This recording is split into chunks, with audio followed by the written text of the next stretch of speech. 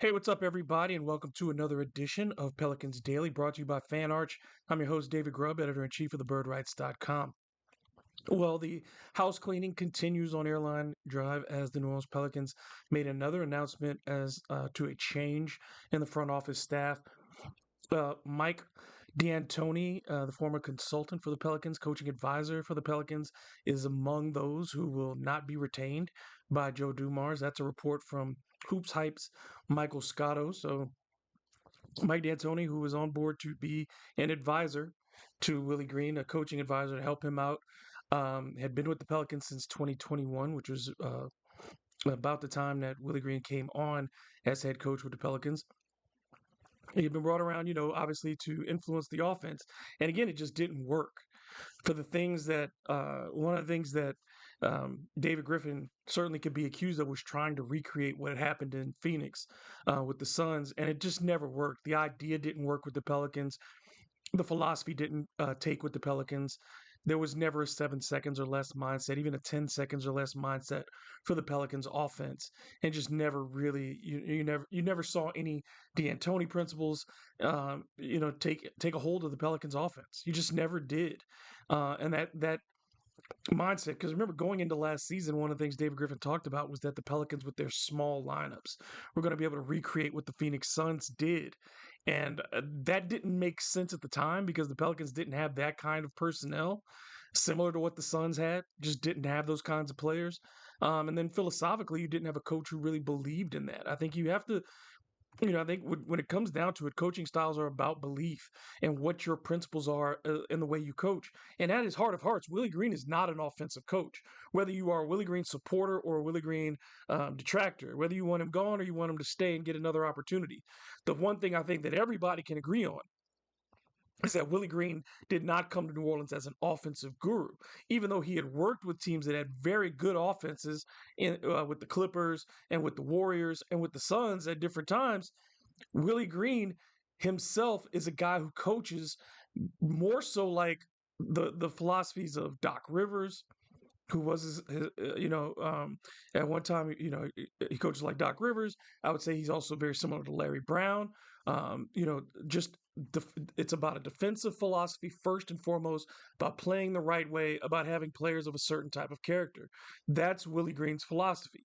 And that's fine if you are strong enough and able to get results with that philosophy. It just hasn't worked to my liking with the New Orleans Pelicans and to the liking of a lot of other people. It has not worked for the New Orleans Pelicans.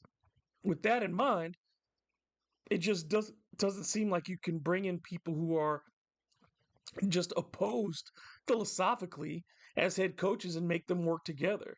So, I mean, really, it feels more like Mike D'Antoni got a lot more out of this deal because of the financial compensation, whatever it is, whether it was 5,000, 50,000, 500,000, whatever it was over 3 years that Mike D'Antoni was working with this team, 3, 4 seasons.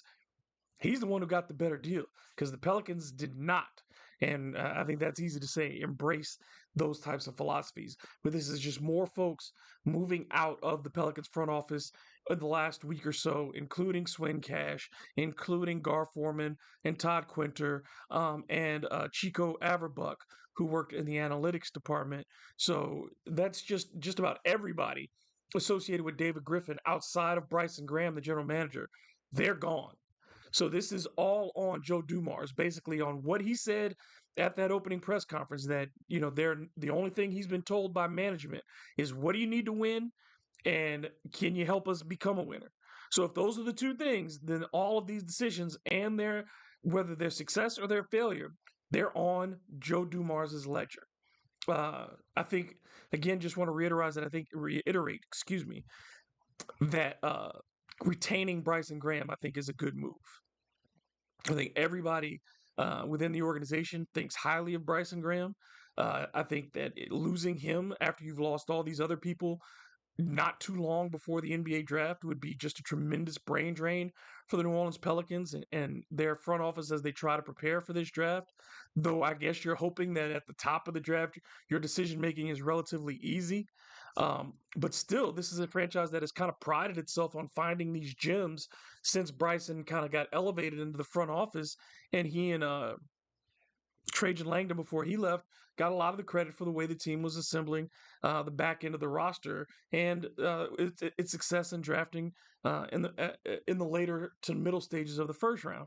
So good job for the Pelicans in keeping Bryson Graham, but we'll see how the rest of this success goes, or how these changes kind of pay off for the Pelicans in the future, as far as Joe Dumars really restructuring this front office. I think the thing that folks are kind of waiting for is to see what happens with the medical side, but I think that evaluation is going to take a little bit longer.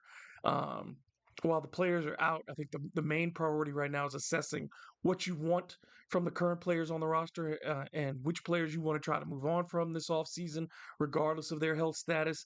And then on top of that, you want to get prepared for the draft. Certainly, you can do those things while you're looking for medical staff, but I would just say on the list of priorities, the Pelicans, I think, view a lot of those injuries from last season. Whether you're talking about an Achilles injury for DeJounte Murray, that's not something that they think that's a non-contact injury. Now, I don't think that they would say that they want to put that on the medical staff. When you talk about Herb Jones's injury, whether it's getting his, have someone fall on his shoulder or having him, hurt it in an injury on the court guarding a big, when he hurt his shoulder that second time, that's not something that you can just, can chalk up to the medical staff misdiagnosing something or creating a problem where there shouldn't be a problem. The same with Trey Murphy's injury. I think, a lot of the injuries that the Pelicans incurred last season were the things that happened from playing basketball. And I think that there's the bigger part of the sports medicine that the Pelicans need to really research, I think, is just the impact of how much the activity across the course of a season impacts player availability. Because I think, one of the things that was said when Stan Van Gundy was a coach, and I hate bringing up the past too much, but sometimes you want to learn from these things as well, is that Stan talked about, look, that was a season where the Pelicans practiced maybe more so than any the other seasons since the administration changed over, since David Griffin first took over, since Zion came on board. That was probably the season where the Pelicans practiced the most and the longest, for a number of hours on the court just working. That was also the year before, the second most games you got out of Zion Williamson. And for the most part, the guys at the top of the roster, your Brandon Ingrams, Zion Williamson, they played their games. You missed games out of some of the other guys on the roster that year. JJ was out a lot of games. Lonzo was out a lot of games. You had those problems. You had problems with backups at the point guard spot. You had problems at the shooting guard spot with Eric Bledsoe. You had problems at the center position and trying to figure things out with Steven Adams. But you got the most games as a duo for Brandon Ingram and Zion Williamson as you got out of any of their time together. And a lot of that at the time, Stan attributed to them having consistent practices and being out on the court together and working in that way. And I'm a firm believer in the philosophy that practices should be harder than the games, that you want your team to be so well conditioned by practice that when they get to the games, it is a reprieve. It's a break. They are looking forward to the games because that's where it gets easier, because the practices are so competitive. And I think there's a way to overdo it. Certainly, you don't want to get to a Miami Heat type situation where players are burned out at the end of the season. You kind of worry about those types of things. But I think with the Pelicans, a team that struggles with discipline, a team that struggles with turnovers, a team that struggles with tempo. Those are things that you can only get in practice. And I understand again that injuries make it harder to practice, but I also think that injuries make it more important to practice. That even with those backups, then that means we've got to give more reps to these guys to the point of exhaustion. And yes, you may have another game coming up soon, but if you knew you were losing the games without practice, then for damn sure, I think you should try to get more practices in, because the competitive part of that season was over so early that maybe if they had leaned into the practice court a bit more, you would have seen maybe a sharper learning curve for some of these guys, that it would have not taken so long for some of these young players to become acclimated to getting those larger amounts of minutes. There still would have been failures. There still would have been mistakes. There still would have been things that you can only learn in game situations. But certainly, if you practice with these guys more, there's less of that unfamiliarity that comes from those combinations that were on the court. And I think that if you're going to have a team that is dealing with these injuries, I don't think pulling back from practice is necessarily the solution. If guys are injured, sure, then they should have limitations. But I think ultimately the Pelicans have to find a way to get more and more practice on the court. Um, One of the rumors that continues to get a lot of attention and seems to just be growing in support is that the Milwaukee Bucks and the New Orleans Pelicans have some type of connection as far as something happening this postseason in making moves.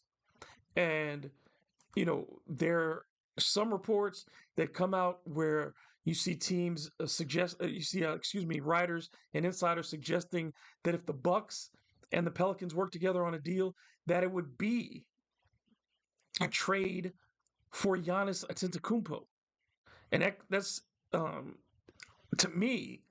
I just think of that as just an impossible situation. I just can't believe how that would work. That the Bucks would send Giannis to New Orleans for what? To either team him with Zion Williamson, which doesn't make sense in New Orleans. Obviously, it doesn't make sense, or for the Bucks to take back Zion Williamson in a deal. And just the more I think about it, I just don't understand if you're Milwaukee and you've had Giannis be one of, relatively speaking, the most durable players when you talk about the superstars of his era. Giannis has been very durable for the most part. Giannis is a low problem superstar. Doesn't give you, problems in the media. Doesn't give you problems nationally. He's a well liked player. He's a guy who's got a lot of stake in that community in Milwaukee. Certainly the Pelicans, if you get offered Giannis Antetokounmpo, you take it. You take that deal as quickly as you can. There are rare opportunities to acquire a Hall of Famer. You missed that with Kevin Durant. You don't want to miss that again with Giannis Antetokounmpo, who still has several good years left in his career. You take that. But I don't know if you're the Pelicans. Um, I certainly you'd make that deal, but I don't know how Milwaukee makes that deal. I don't know how Milwaukee sells that. It seems like the Pelicans would have to give a lot back in order to get Giannis, which means that if you're the Pelicans, you're giving up not only Zion, but you're trying to give up some of your role players. Certainly would have to go into that deal as well to make the salaries work, and then some draft picks. The Bucks would ask for some of those number one draft picks back. So are you defeating yourself by taking on Giannis? I think most folks will still say make the deal, but I'm just asking the question hypothetically. Are you defeating yourself by taking on Giannis and then giving away all the possibilities, all the ways to get assets back in return to build around him? If that's the case, if you're the Pelicans, you need to be very careful in making that deal. Either make it a three-team deal so that you're not giving up all your assets in order to acquire Giannis, or make sure you retain a couple of those players. It's got to be if you're giving up Zion to get Giannis, then you got to keep CJ McCollum or Trey Murphy or Herb Jones or somebody to trade somewhere else to get more picks and more assets, because you've got to get players to fill out the roster. And you can say, well, we got Giannis. You're still not attracting free agents. You're still not, because who did Giannis attract to Milwaukee as a free agent? The players they got were via trade. To finish off that first championship team, the Pelicans had to give the Bucks Drew Holiday.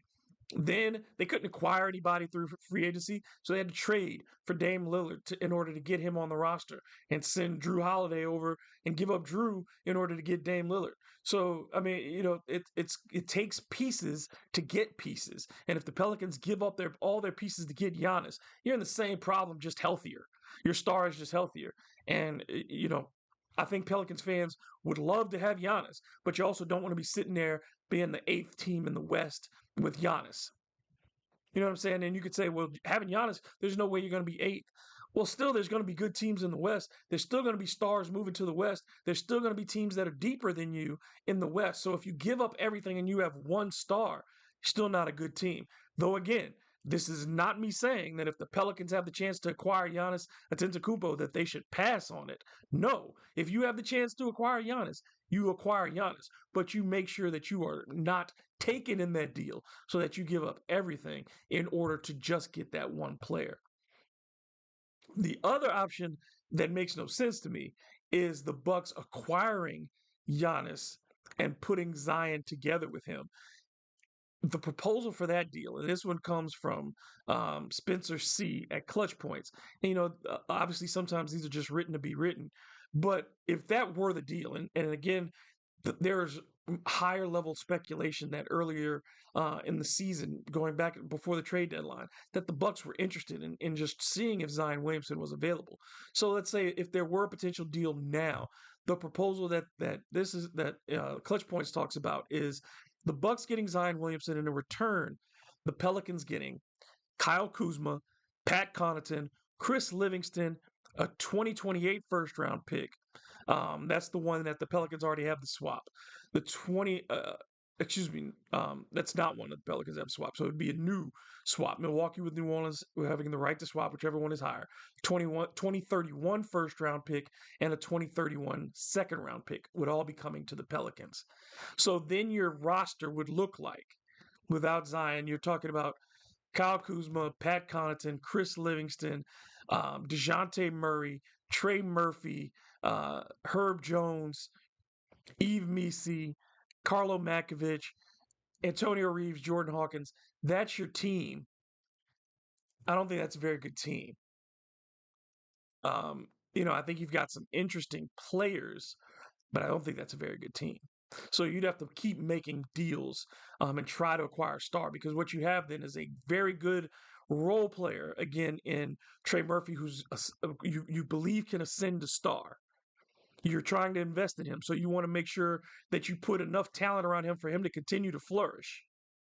And that roster wouldn't do it. So either you're moving on from Trey and trying to use him to get another star, and you have to use some other pieces, or you got to move on from CJ. You got to use Herb.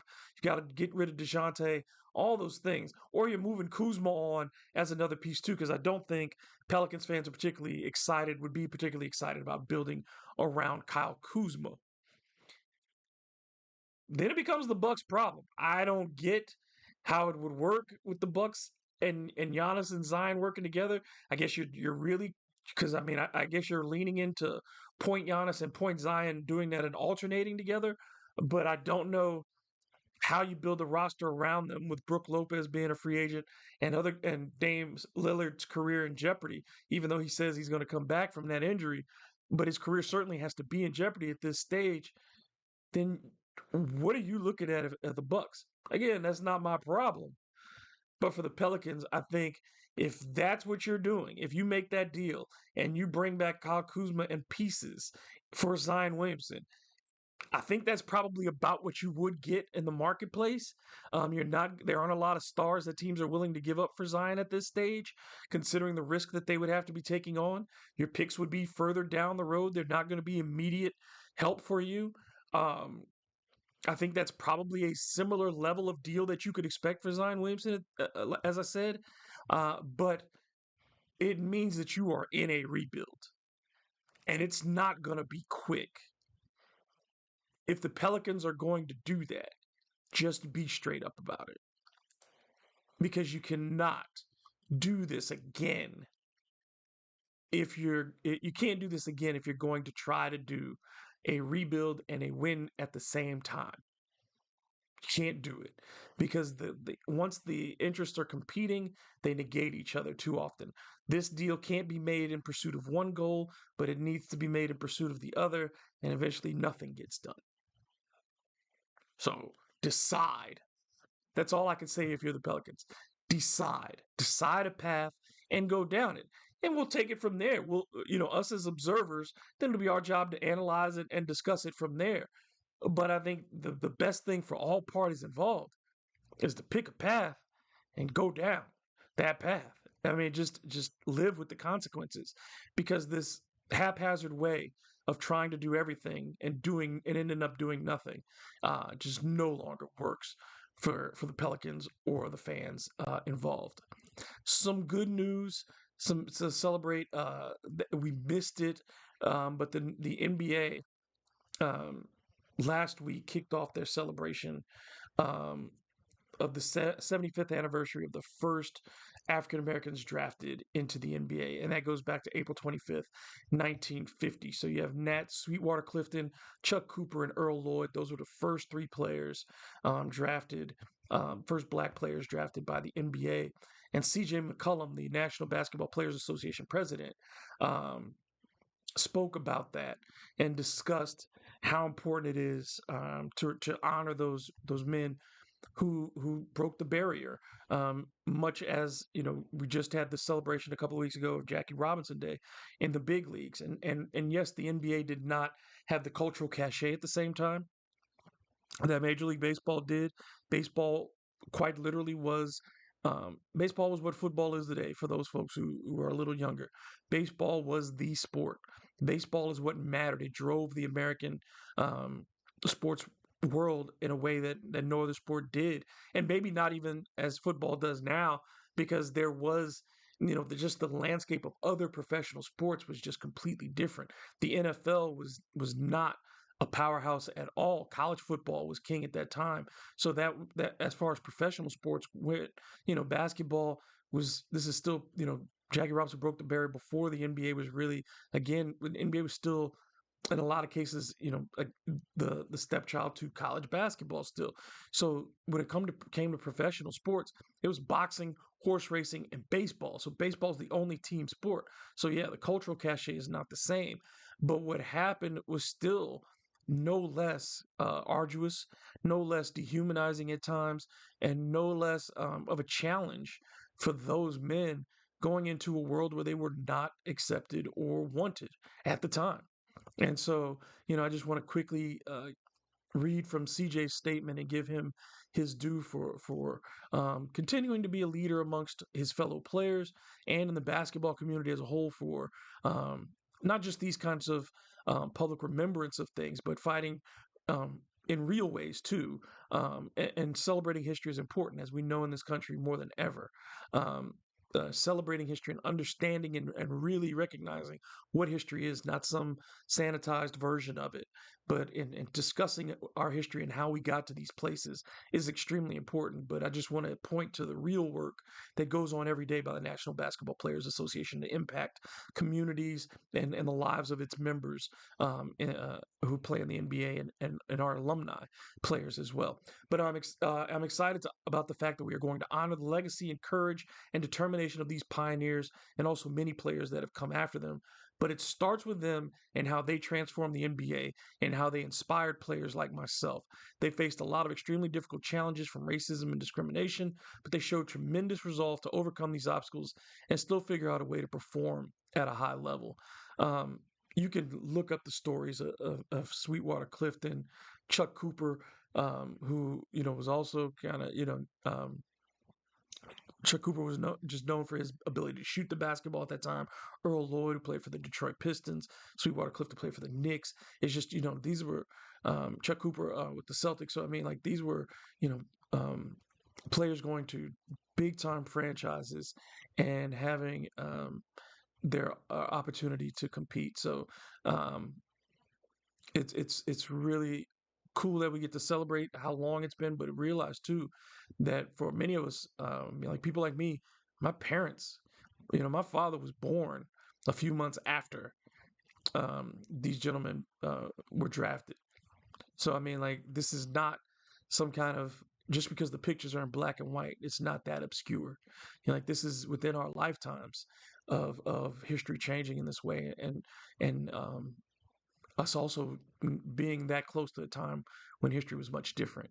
So again, just a shout out to CJ and for being part of the recognition of those pioneers. Also, another I guess positive note in history that the Pelicans slash Hornets have been kicked out of the history books for a negative. Um, in the playoffs, the Cavs swept the Miami Heat with a point differential of plus 122. That's the biggest gap of any playoff series in NBA history. You know who held the previous record? It was the New Orleans Hornets from that 2009 series against the Denver Nuggets. That was a series that the Pelicans lost in five, actually, a gentleman's sweep. But that was a plus 121 in those 5 games. I believe that also includes the worst and lowest scoring playoff game in certainly in franchise history, but one of the worst playoff defeats. It is I believe the worst defeat in franchise history as far as margin of loss to the Nuggets in that playoff series. So, but that's gone now. That's gone now. The Pelicans are no longer the worst. The Hornets are no longer the worst. They're out of that book. They're number 2. So the Miami Heat can take that on now and wear that collar of shame. So the Pelicans are past that, and finally, a record is taken away from the Pelicans of that type of weight, a negative weight gone from the franchise. They really needed that. But let's look into CJ's season, and I think this is a great season to look at because CJ's future with the Pelicans is so in doubt. So it's kind of like an opportunity to look back on his tenure with the Pelicans. And CJ will go down as a strangely polarizing figure in Pelicans history, and I don't know why. Someone needs to explain this to me because if I'm going to give my grade to CJ, and I'm going to give him a B plus this season.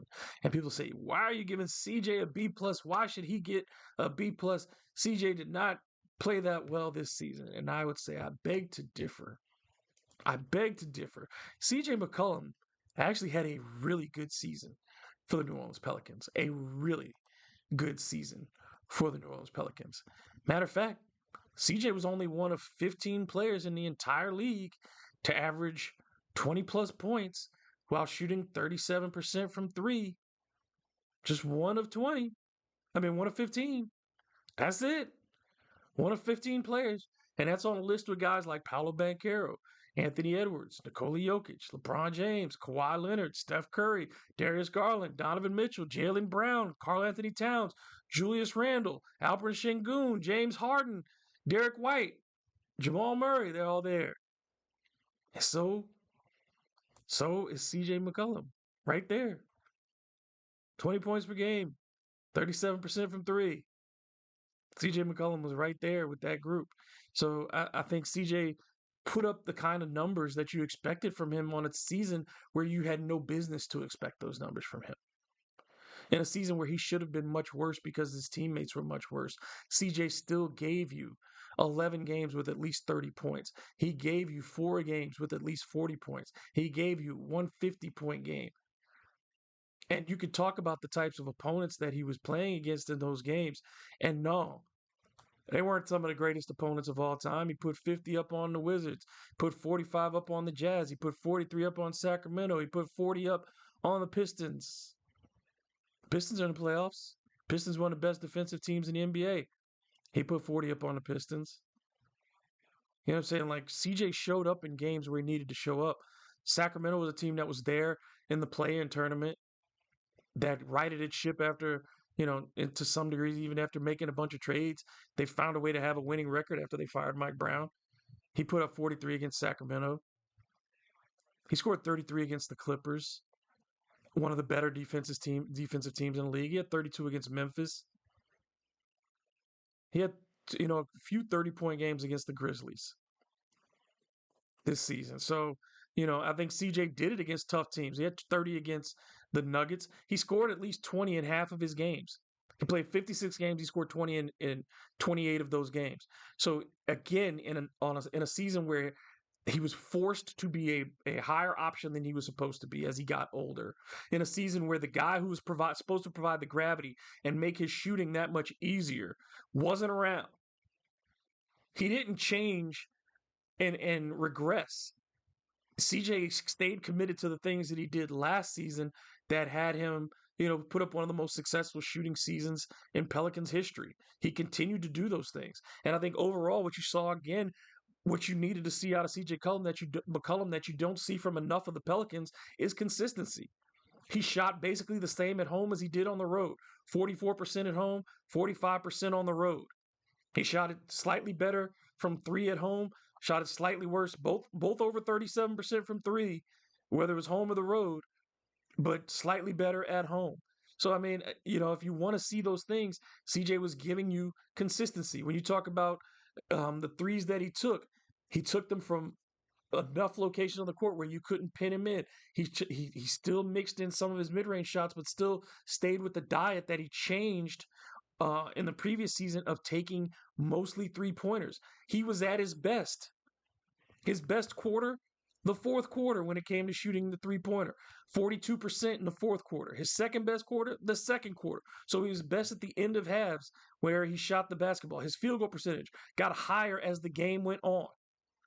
In each quarter, his field goal percentage got progressively higher. So he's at his best as the game went on. In overtime, the rare times that he played overtime, CJ was even better in overtime than he was during regulation. In overtime this season, he shot 54% from the field, 60% from three. The biggest problem for CJ McCollum this past season was that he couldn't make his free throws. This guy's typically an 80% free throw shooter for his career and shot at around 72% for the season last year. But in every other situation where a guy of his age, who is no longer the focal point of the offense, what you saw were really good numbers. In the last 3 minutes of a quarter, all season long, that's when he shot his highest field goal percentage, 48% in the last 3 minutes of the period. 44% from three in the last 3 minutes of the period, 57% effective field goal percentage in the last 3 minutes of the period. So he was at his best at late in games. He was at his best at the end of halves. He was at his best, played consistently on the home and at road, and he still made a lot of shots for the Pelicans and had big games when nobody else was there to play with him. When there was no Zion Williamson, when there was no Trey Murphy, when there was no Brandon Ingram, CJ McCollum still had really good games. So for a guy who's going to be 34 when the next season starts, and 35 at the end of at the expiration of his contract, I think you've gotten the value for the contract that CJ McCollum is currently under. Now, does that ultimately change the fact that it's time to move on from CJ? No, but that's not CJ's fault. I think it's time to move on because the Pelicans didn't win. They didn't make the right moves and they didn't get the right health and they didn't have the right coach in order to be successful in the postseason. And that's why you brought CJ McCollum to New Orleans in the first place, was to help you be successful in the postseason. You weren't. So it's time to move on. At the end of his deal, whether it's right now in this offseason where you try to address those needs, as I've said before, of getting a point guard, to whether it's the short-term replacement or your long-term replacement for DeJounte Murray, positioning yourself for what you think you're going to have in the draft. I think as soon as you find out in the draft, if you're going to be in position, if you're number 2 and you're taking Dylan Harper, then I'm trading CJ McCollum for a big, potentially, a 4 or 5 who can, show me some athleticism, can block some shots, or I'm trying to clear that space so I can make a free agent pitch. That's why I'm moving CJ McCollum now, not because he failed as a basketball player. Because the fact of the matter is, the Pelicans were a better team when he was on the court than they were when he was off the court, by and large, last season. Only 2 starters came close to breaking even with their net ratings last season, and that's Herb Jones and Zion Williamson. The only other starter within a whisper of those guys is CJ McCollum. The rest of the starters, in varying degrees, had to deal with consistency or lack thereof, figuring out their roles, learning the game. They're too young, they're too old. But CJ McCollum, as a steady presence, night in and night out, yeah, he had bad shooting nights. Yeah, he did. But he's not supposed to be carrying the load. And he's been asked way too often to be the primary scorer for the Pelicans since he arrived. He was supposed to be the third man. And he's been asked to be the second guy. He's been asked to be the point guard. He wasn't supposed to be the point guard. That's not what his game is, but he's adapted. So I think the folks who have this really low opinion of CJ McCollum and have said that he's been the problem, who are you going to replace him with, last season? Who was going to get those minutes? You wanted to give those minutes to Jordan Hawkins? No, that wasn't going to happen.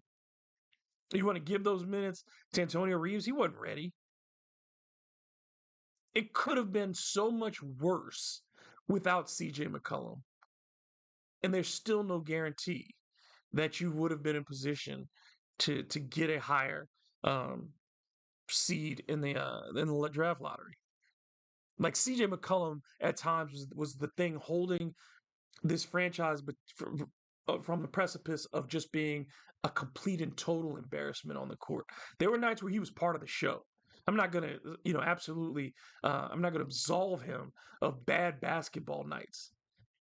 But on a night when he could have, as a veteran, you could have had no real fault if he had quit on this team.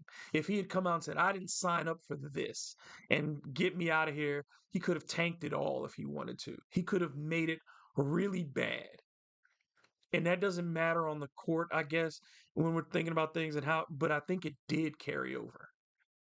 I think it did carry over. And I think that his dignity, his maturity, his professionalism at different points, this could have gotten really bad. And I think there's some folks who say it should have been bad. Let it be really bad so you could destroy this thing. And it needed to be that bad. But we would have ended up in the same place. It would have just been a lot harder to watch. And it would have been a lot harder to deal with. In the long run, what does that mean? I don't know. But I'll say this, on the court as a player, CJ McCollum has done what he's been asked to do. He relative to his contract, relative to what his role was supposed to be in New Orleans, and relative to his actual production. CJ McCollum put up numbers this past season, and I think the Pelicans, really, really need to be, um, thankful for the kind of player that they had in CJ McCollum. And if this is the end of his career, this is the end of his tenure with the Pelicans. I mean, not his career. He's still got years, I would imagine, left in him. Um, I would say thank you. I would say that CJ McCollum, thank you for giving the effort that you did give, for setting an example with this franchise. Um, I think it's just I think it's just unfair that he's kind of been judged as a disappointment. I don't think he's been that. And again, I think I said 15 players. I didn't mean to say 15 players. It's 23 total players this season who put up those numbers of 20 points per game, 37% 3-point percentage. Um, you know, like I said, there weren't a lot of players who did that, but CJ McCollum, 23 players in the entire league, he's one of those guys who did that. Um, so I think it's you have to look at it. That's rare scoring ability. That's something that the Pelicans don't have a lot of, have not had a lot of. And I think again, you look at the milestones. His place on the 50-point game list, his place on the 40-point game list, his place on the all-time 3-point list, his place on the all-time scoring list for the Pelicans. He's climbed in the top 10 of all of those in a very short amount of time. And I think that also deserves some credit for CJ McCollum as well. I think that's you know something that we should be honored that we got to see that kind of production for him over the course of his career. So um, that'll be it for today. We'll have more to talk about tomorrow, I'm sure. Don't forget to leave your likes, your comments. Please subscribe. Y'all have done a fantastic job in subscribing each and every day and giving your feedback. I really appreciate it. So thank you so much for that. Y'all know how to follow me on social media. Check me out on Blue Sky, Instagram, and TikTok. I'm on all three of those. And don't forget to check thebirdrights.com as well. So the next time, y'all have a great day, and I'll talk to you soon.